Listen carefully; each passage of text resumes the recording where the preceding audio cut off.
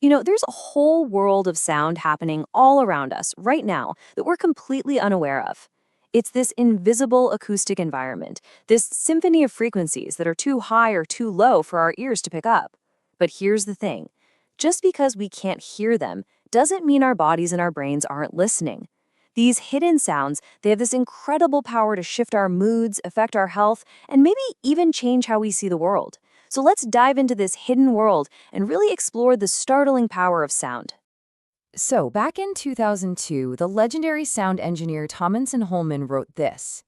He was talking about infrasound. That's super low frequency sound that you tend to feel more than you hear. He pointed out that it's been proven to make people feel physically uncomfortable, even disoriented.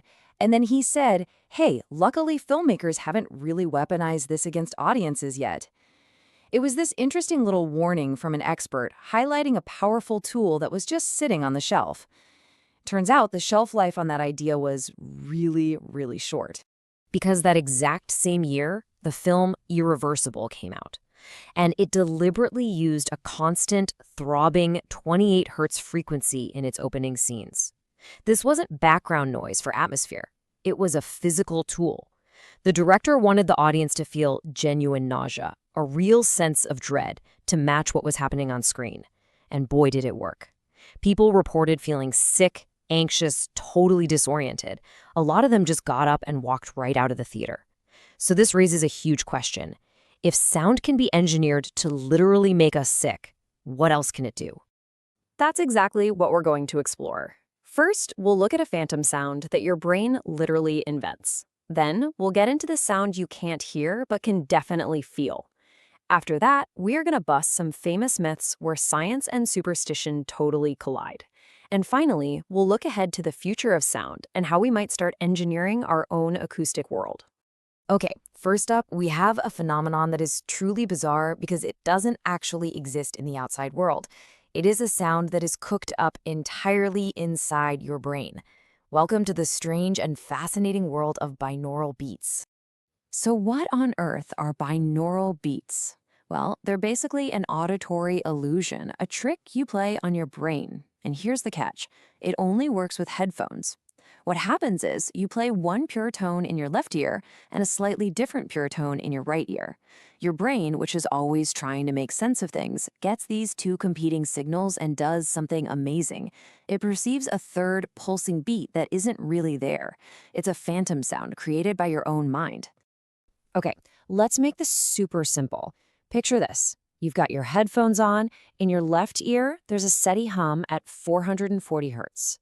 At the exact same time, in your right ear, there's another hum, just a little higher at 450 hertz. On their own, they're just tones. But your brain hears both, and it does the math. It creates a rhythmic pulse, a wub-wub-wub sound, at 10 hertz, which is the exact difference between the two. It's a perfect little example of psychoacoustics in action. So why is this so interesting? Well, it leads to this really cool theory called brainwave entrainment. The basic idea is that your brain's own electrical patterns, its brainwaves, can be encouraged to sync up with that phantom beat. And we know that different brainwave frequencies are tied to different mental states. So if you listen to a binaural beat in that beta range, say 15 hertz, the theory is you could actually nudge your brain into a state of higher focus and concentration. And this isn't just some wacky idea. A study back in 1994 put this to the test. A researcher named Richard Kennerly had one group of students listen to music with those beta frequency binaural beats hidden inside while they studied.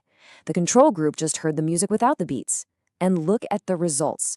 The binaural beat group consistently scored higher on everything. Memory recall, word recognition, attention.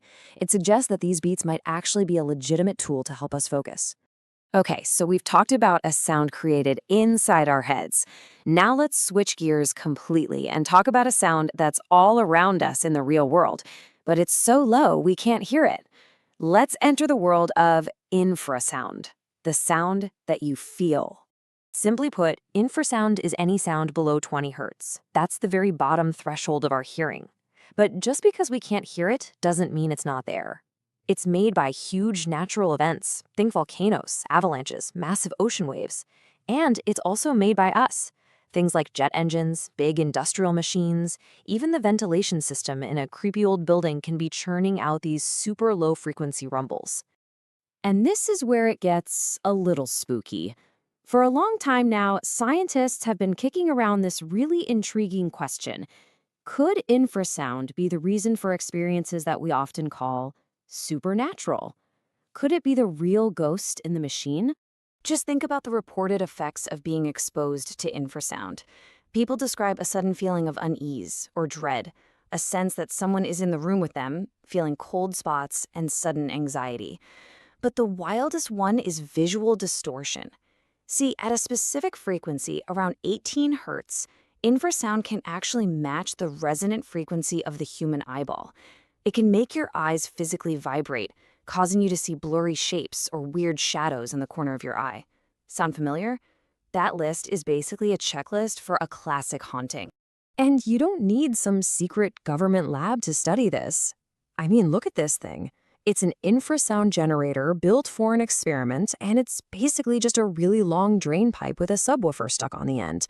Researchers used this to secretly pump a 17.5 hertz tone into a concert hall during a performance.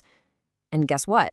The musical pieces that were laced with this invisible infrasound got way more reports from the audience of feeling chills, anxiety, and just a general sense of strangeness. All right, now that we've seen how sound can mess with our minds and bodies in very real ways, let's turn our attention to some of the famous urban legends about sound. It's time to bust some myths. Okay, first up, we have to talk about the big one, the most notorious audio myth out there, the brown note. The legend goes that there's a specific low frequency, somewhere between 5 and 9 hertz, that resonates with the human digestive system so perfectly that it causes you to lose control of your bowels.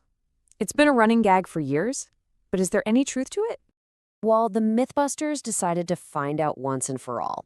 And they did not hold back. They brought in 12 enormous concert subwoofers and blasted their test subjects with incredible power. We're talking 120 decibels at 9 hertz. That's a huge amount of physical force from sound waves. And the result? People felt a bit of anxiety and some shortness of breath, which makes sense. The sound is literally vibrating your chest. But the legendary intestinal effect, it never happened. Not once. So the verdict was clear. Busted. Okay, let's move on to another myth you might have seen floating around the internet. This one claims that our standard for musical tuning, setting the note A to 440 hertz, was actually a Nazi conspiracy. The story goes that propaganda minister Joseph Goebbels pushed for it to make people feel more anxious and easier to control, and that the natural frequency should be 432 hertz. It sounds pretty sinister, but is there anything to it? Well, no, the real history is way more boring and has absolutely nothing to do with Nazis. For centuries, there just wasn't a standard. Orchestras tuned to whatever they wanted. Then, in 1859, France picked 435 hertz to try and stop orchestras from tuning higher and higher, which was hurting singers' voices. By the early 20th century, there were a bunch of different standards, and in 1939, an international conference just recommended 445 hertz as a clean, easy-to-reproduce compromise. It wasn't even made the official international standard until 1955. The story isn't a conspiracy, it's just a long, slow process of committees agreeing on something. So we've seen how sound can tweak our minds, our bodies, and our culture. We've debunked a few myths. So where do we go from here? What does the future look like now that we have this knowledge? How do we start intentionally designing our world of sound? Well, it's almost like we have two parallel tracks running.